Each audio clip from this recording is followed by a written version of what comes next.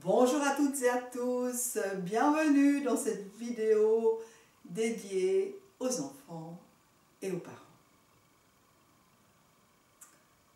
Pendant la dernière guerre mondiale, il y a eu un pilote incroyable qui s'appelle Antoine de Saint-Exupéry. Vous le connaissez tous.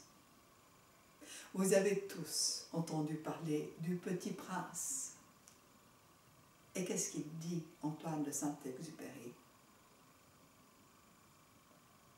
Nous avons tous été des enfants, mais peu de nous s'en souviennent. Et oui, c'est ça le souci.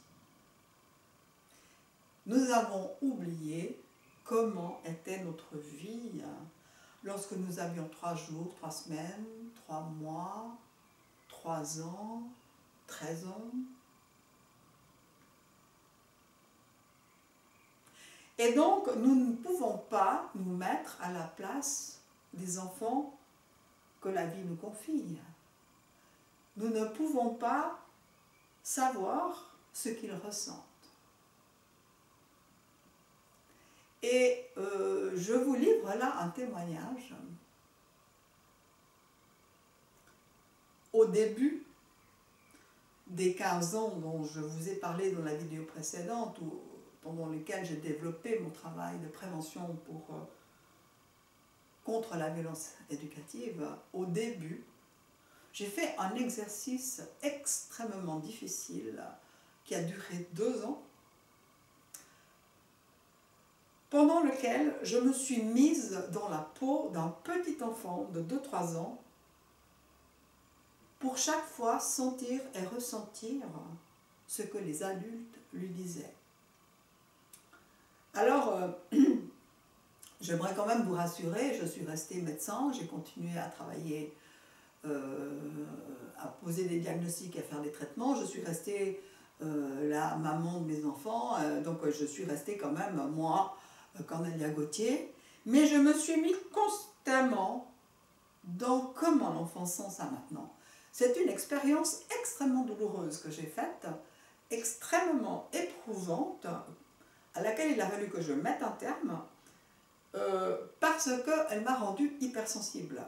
Et c'est vrai que je reste maintenant hypersensible, je ne peux pas entendre pleurer un enfant, ça me fait extrêmement mal. Donc je suis restée dans cette hypersensibilité, mais ça m'a permis vraiment de comprendre comment l'enfant vit les choses et comment il les ressent et qu'est-ce qui lui arrive quand les adultes lui demandent de faire des choses qu'il ne comprend même pas de quoi on lui parle, qu'il se prend une claque, il ne comprend pas pourquoi. Enfin, voilà, ça m'a développé vraiment cette sensibilité et je pense que je suis vraiment maintenant devenue un ambassadeur des enfants pour parler aux adultes. Alors, il y a énormément de psychologues et de gens dans la parentalité positive qui le font. Hein. Ça, je m'en suis d'ailleurs énormément inspirée. J'explique juste là une expérience personnelle qui s'est rajoutée. Et qui fait que j'arrive vraiment totalement tout le temps à me mettre dans la peau de l'enfant. Il suffit que je fasse un switch et je suis dedans. Donc je vais vous en parler régulièrement pour que vous compreniez. Après, il y a les neurosciences aussi qui nous amènent des choses, beaucoup d'informations. Parce qu'il faut quand même réaliser qu'en fait, quand le bébé sort du ventre de sa mère, son petit cerveau, il fait que 350 grammes. Il est totalement végétatif. Il sait juste manger, pleurer et dormir. Et bouger de manière extrêmement rudimentaire. C'est tout ce qu'il sait faire. Nous verrons ça plus tard dans une autre vidéo, qu'en fait l'enfant naît prématurément. Et que normalement il devrait naître même 3 mois plus tard. Il devrait naître à 1 année de gestation, pas à 9 mois. Mais en fait c'est pas possible, vous avez compris. Donc en fait la nature s'est débrouillée pour faire qu'il naisse prématurément, mais il ne faut pas qu'on oublie que l'enfant est un prématuré quand il vient au monde et qu'il ne comprend juste rien.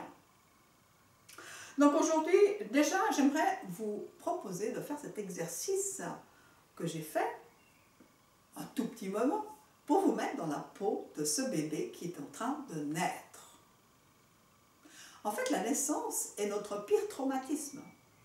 Alors nous l'avons oublié, mais les bébés ils pleurent quand ils naissent. Pourquoi ils pleurent? Parce qu'ils ont eu super peur et ils ont eu super mal. Et parce qu'ils sont super paumés, parce qu'ils ne comprennent plus rien. Quand on parle de voyage initiatique, ce que je vais parler déjà dans d'autres vidéos, la naissance est un véritable voyage initiatique. Parce qu'on passe d'un milieu aquatique à un milieu terrien. Mais ça n'a rien à voir. Mais rien à voir. Et en plus, on a un cerveau petit comme ça, on ne comprend rien. Donc il faut se mettre à la place de cet enfant qui vient au monde, qui est terrorisé, parce que tous ses repères ont changé. Il était dans le chaud, il arrive dans le froid, parce qu'il passe de 37 degrés à 20 degrés quand même. Il était dans l'obscurité, il arrive dans la lumière. Il était dans les sons comme ça, un peu étouffés, il arrive dans le bruit.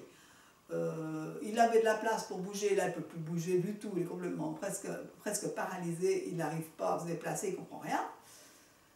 Et puis après on le manipule, il y a des bruits, il y a des cris, il y a des gens qui parlent fort, enfin c'est épouvantable. Et c'est normal qu'il pleure. Et donc ce bébé va pleurer sa naissance pendant minimum 6 semaines. Il y a besoin de savoir ça.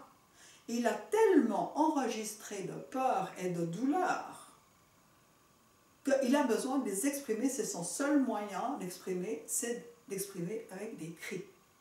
Donc c'est normal que tous les bébés pleurent.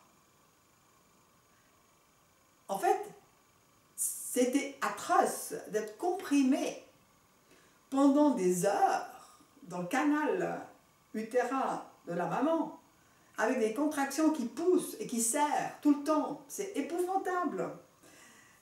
Et donc, il faut avoir beaucoup de compassion pour ce petit enfant que nous avons été. J'aimerais bien qu'on se souvienne que nous avons vécu ça aussi et que nous gardons ces traumatismes quand même en nous.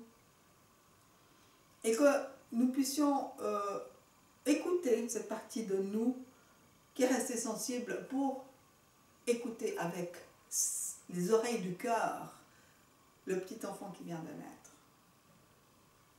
Et ne pas le laisser pleurer. Parce que c'est la grande question que tout le monde se pose. Est-ce qu'il faut laisser pleurer les enfants, etc. Non. Non. Il faut... ça, vous trouverez ça dans les programmes que je vais mettre à votre disposition où on explique un peu tout, comment il faut faire. Mais je vous dis non. Un enfant qui pleure est un enfant qui souffre. Et même s'il pleure sa naissance, il a besoin de pleurer. Il ne faut pas le laisser tout seul dans son coin. Il a besoin d'être accompagné. Donc on ne peut pas l'empêcher de pleurer, mais on peut l'accompagner. Et on peut lui parler. Et on peut marcher avec lui. Et on peut lui dire qu'on comprend.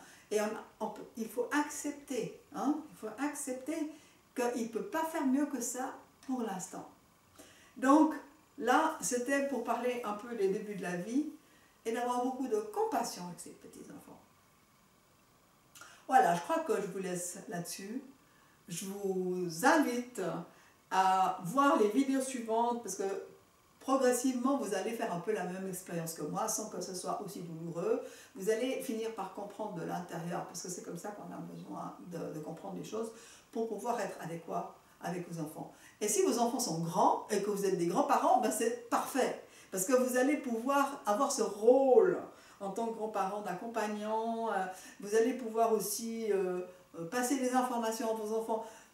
Mais vraiment, tous les grands-parents, soyez les bienvenus. Et tous les futurs parents, c'est encore mieux. Parce que si vous pouvez savoir les choses avant qu'elles se passent, qu'est-ce que vous allez pouvoir prévenir comme dégâts. Donc, soyez tous les bienvenus.